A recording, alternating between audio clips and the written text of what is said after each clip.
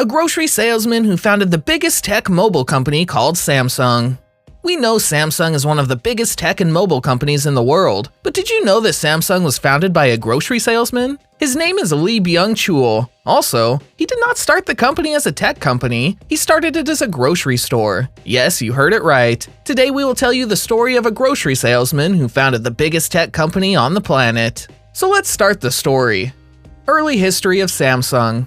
With only 30,000 won, about $2,000 US, Byung Chull started Samsung as a trading company based in a city called Daegu in 1938. With 40 employees, Samsung began as a grocery store, trading and exporting goods produced in and around the city. It sold dried Korean fish and vegetables, as well as its own noodles. He did not only sell these local products locally in his country, but he also exported these local products to China. The company grew and expanded to Seoul in 1947 and enjoyed moderate growth before the communist invasion in 1950 forced Lee to abandon his operations in Seoul. Looting soldiers and politicians on both sides of the conflict diminished his inventories to almost nothing. With savings contributed by one of his managers, Lee started over in 1951 and within 1 year had grown his company's assets 20-fold. After the Korean War, Lee expanded his business into textiles and opened the largest woolen mill in Korea. Lee established a sugar refinery in 1953, a move that was criticized at the time because sugar could be easily obtained through American aid. But for Lee, the act was important because it was the first manufacturing facility built in South Korea after the Korean War.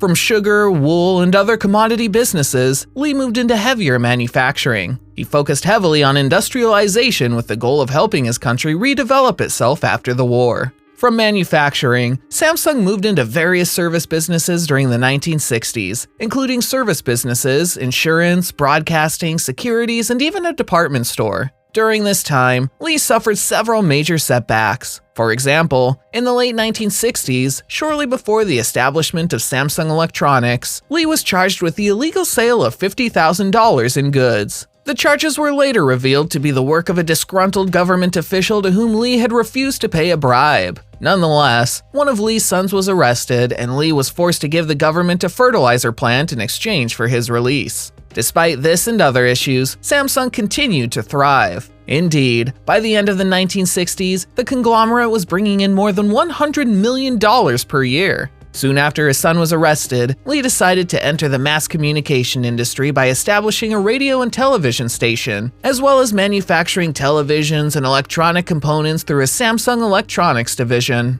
At the time, the industry was dominated by several US and European manufacturers, with some Japanese companies beginning to enter the market. Nonetheless, Lee was confident that Samsung could establish itself in the domestic market and eventually become a global player. During the early 1970s, the company made significant investments, borrowed and coaxed technology from foreign competitors, and used its business and political connections to begin carving out a niche for itself. The advances made by Samsung Electronics in the 1970s were made with the help of the national government because Samsung and other Korean companies struggled in the 1950s and 1960s with other foreign companies due to government policies. But soon a new government came in power who was obsessed with economic growth and development of the country. The government chose core industries and significant successful enterprises within them in order to expand the economy quickly. As part of a series of 5-year national economic growth plans, the government cooperated with enterprises, giving competition protection and financial assistance. Government policies highly benefited Samsung Electronics and other Samsung companies. Several countries, such as Japan, were forbidden from selling consumer electronics in South Korea, effectively removing Samsung's main competitor. Furthermore, while Samsung Electronics was free to invest in other companies, foreign investors were not allowed to purchase Samsung stock. As a result, Samsung was able to quickly establish a successful television and electronics division that dominated niches in the home market and even had a competitive advantage in several export markets.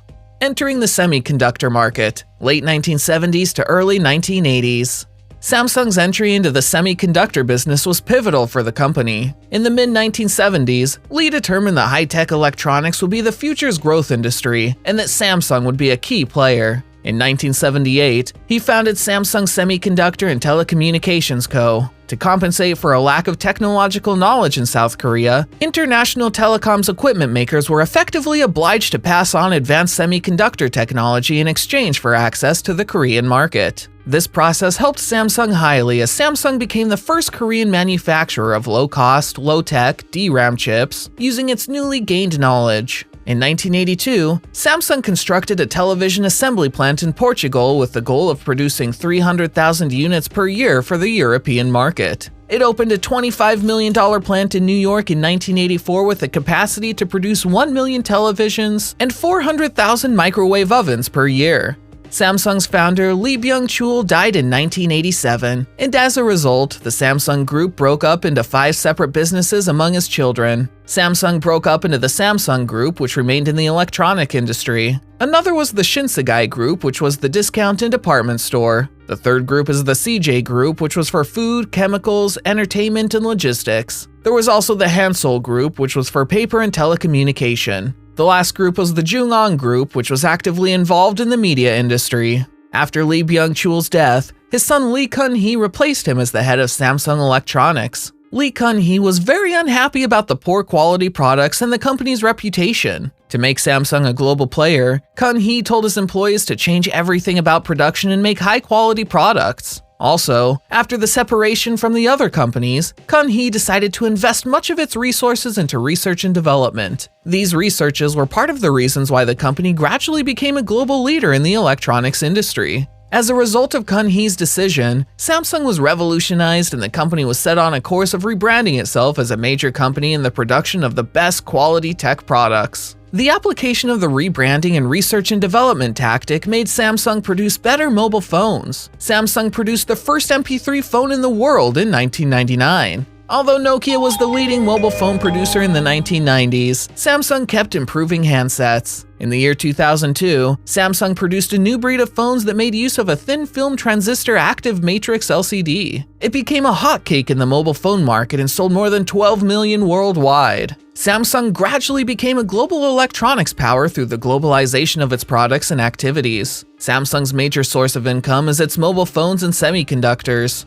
Lee Kun-hee in 1993 sold off 10 subsidiaries of the Samsung Group and combined several operations to major in the electronics, engineering, and chemicals industries. Its engineering branch won contracts to build the Burj Khalifa in the United Arab Emirates and Malaysia's 2 Petronas Towers. Sun Kyun Kwan University Foundation was acquired again by the Samsung Group in 1996. Today, Samsung's influence on South Korea's economy, culture, and media is enormous. Samsung has more than 80 companies and it is involved in the medical, shipbuilding, construction, financial services, and electronics industry. According to Forbes, as of today, Samsung Electronics is worth around $367 billion. A company that started as a grocery store in the locality of South Korea has grown not only into a national company, but one of the top 15 biggest international corporations. What a long and interesting journey. If you enjoyed the video, click on the like button and subscribe to this channel for more interesting updates. What are you waiting for? Click on the bell to be notified of new uploads immediately.